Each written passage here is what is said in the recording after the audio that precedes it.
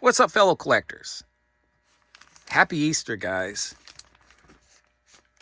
We're hanging out down here in the museum on a Sunday, a Easter Sunday, and we are checking out comic books today. Some of my favorites, my top 10 favorite comic books, horror magazines in my collection.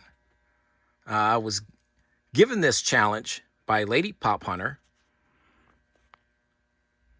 who wanted me to show my 10 favorite comic books in my collection. And I said, I will definitely take that challenge. Challenge accepted, Lady Pop Hunter. It's a little easier than trying to come up with my top 10 favorite action figures or collectibles in my museum collections. I have so many, thousands upon thousands. My comic book collection, to me, it's sizable, but not as big as my action figure collection. I have about maybe 300 books, a little over 300, somewhere around there. But these are my absolute top 10 books that I cherish very dearly, that I would, if I had to give everything else away, comic book wise, these would be the ones that I would hold on to. My comic book collection and just a whole deal there with my comic books has been a big part of my childhood. You know, they are just as important to me, to my childhood, as my action figures were, because they were cheaper. My parents would get them for me. My father would bring these little books home like this, and I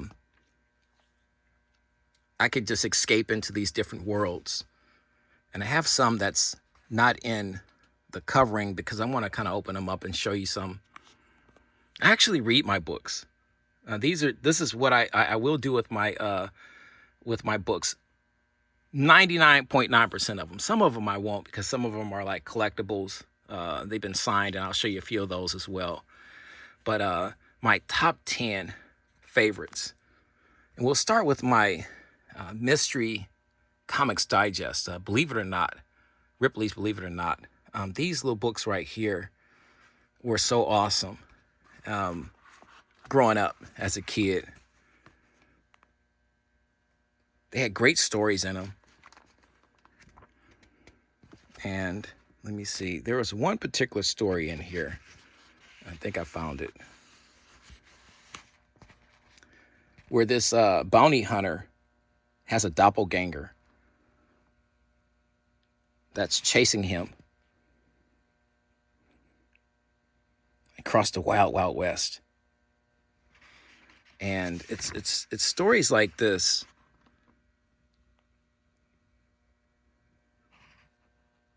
that really caught my imagination as a kid. These stories were scary to me as a kid, you know, and you had anywhere from 7 or 8 stories packed in these little books. And the artwork, the cover art was fantastic. Everything was beautiful. But that's one. Here's my Boris Karloff Tales of Mystery Comics Digest. Gold Key is one of my favorite books. This had a great story in it. I don't know if I can find it. I'm trying to sift through here. Oh, here it is.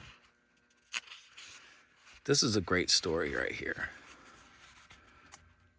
This guy, his fiance was sick or dying, and it's called the death bell. And if this bell rung, she would die. And you can see he's protecting her, and at the end, he sacrificed himself for her.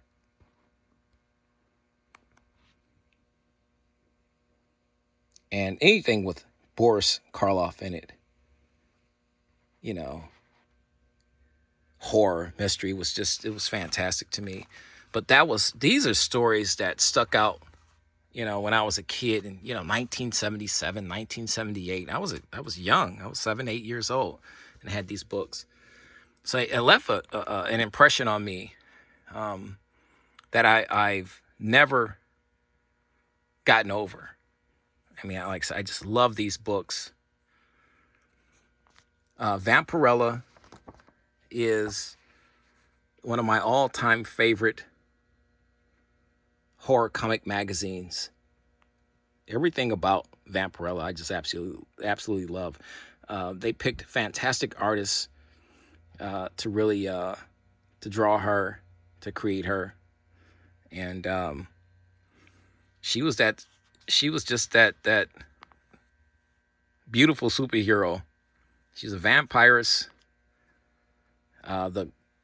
These books are absolutely renowned and famous for their cover art. And this is one of the first ones I owned.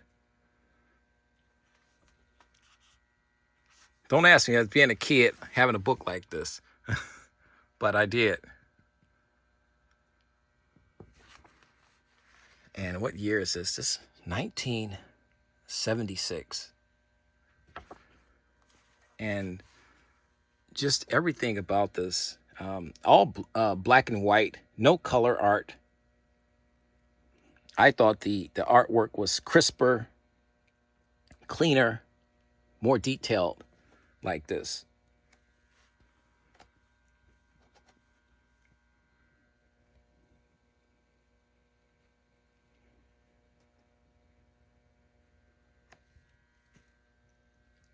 There's our Vampirella.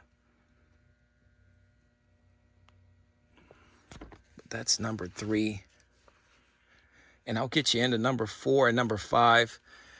Here's a book right here, a Superman book that was, as you can see, it's autographed by the artist that did the cover art.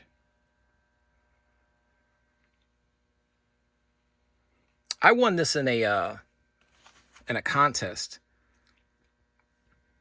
It was a YouTube channel that had a contest, and a few of these books were the first place prize winnings. And I won this, and I said this. I had a friend at work to tell me how special this book was, and I said, yeah, I love the art. And he said, look, it's autographed too. So I don't take this book out. It's one of the few books I don't take out. A great shot here of Superman. He's walking through lava. How powerful he is to walk through lava. But it's just a beautiful book.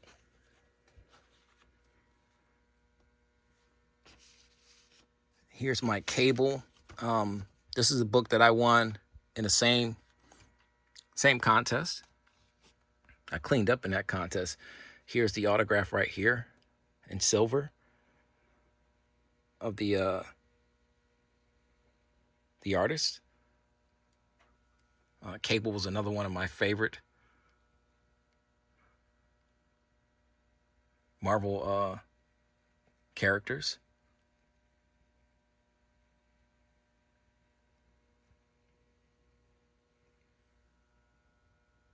But I don't take this book out either. Like I said, it's autographed by the artist.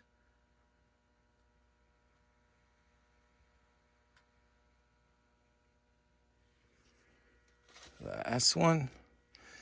Here is one of my all-time favorites. At least it's from 1977.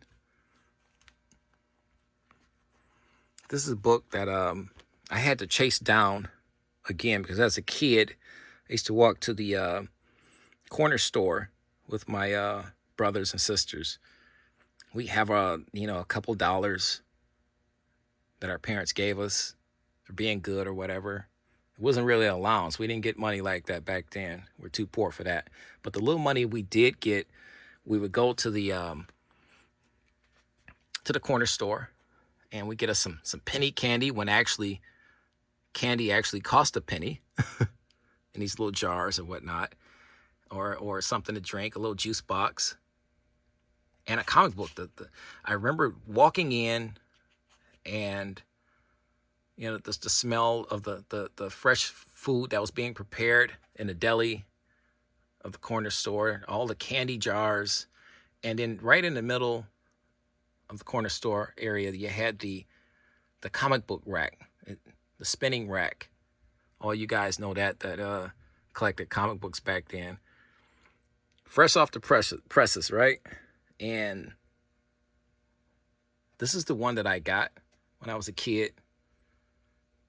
With some candy, we'd go to our backyard and we'd read our comic books. But the Metal Man was one of my favorites. And this particular one, The Brain Children. This book, as colorful and vibrant as it looks, with the stories and stuff, is very dark. Very dark. People are actually getting killed in this book. So, and one of my favorite characters bites the bullet in a sense. But the Metal Man, it was just one of my favorite superhero groups.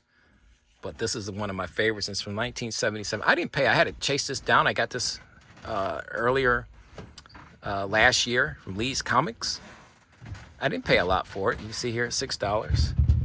This goes to show you I didn't pay a lot for it.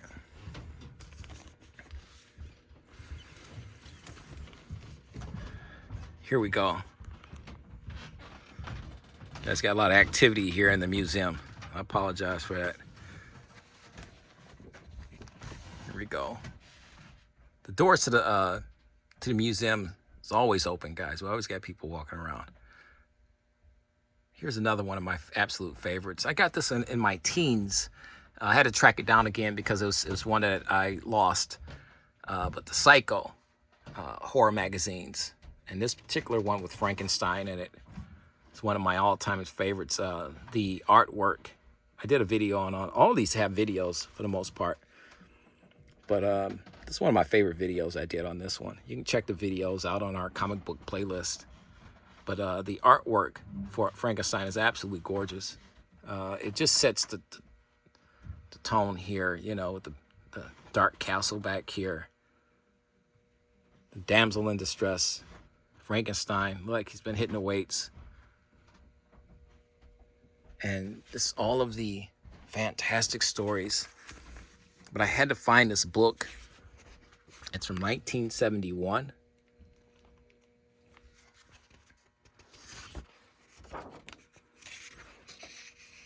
And the artwork is beautiful.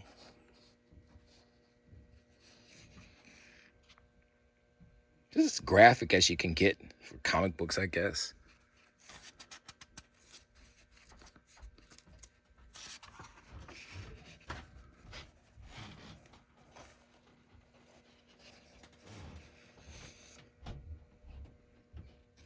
Fantastic. But just great stories in there. And that's my Psycho. Guys, you remember some of these books? Let us know in the comments section, right underneath this video. Here's one. It's also one of the has one of the highest views on view counts on my video, for this particular video, for all of my Vampirella books, all my comic book videos. This one has one of the highest views, over 1,000 something views. The artwork is absolutely gorgeous, stunning. Vampirella, they actually gave you some color sections of the comic book. A vampiress and a vampire battle for blood, page 54. But this is one of my favorite books. I absolutely love this book. I might have to get another one, but it has to be in this as just good of condition, if not better. And they get more expensive when you start getting real picky with the condition. But I got, this is still one of my more expensive books because it's in fantastic condition.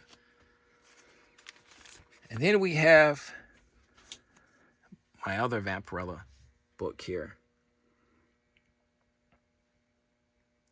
If you see a theme, guys, it's a lot of horror comic magazines, because this I grew up with the comic books, but it was the horror comic magazines that really were my favorite, that I really enjoy. I had a ton of the comic books, the Spider-Mans and all that stuff, but these books right here, the graphic nature of these books, the horror of these books, I was just drawn to it. And this artwork here of Vampirella is just stunning. Absolutely gorgeous. Fantastic. And this is from 1973. You won't see too many from the 80s with me. I like the, I grew up in the 70s, and that's really where my tastes lie at, and this is where I connected with these books at. Was it back in the 1970s? Here's another one from 1974, My Eerie.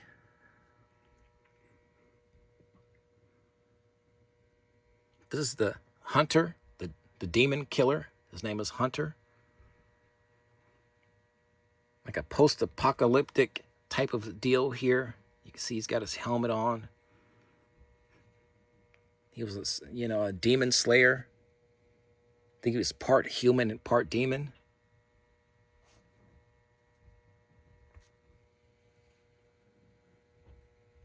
But fantastic.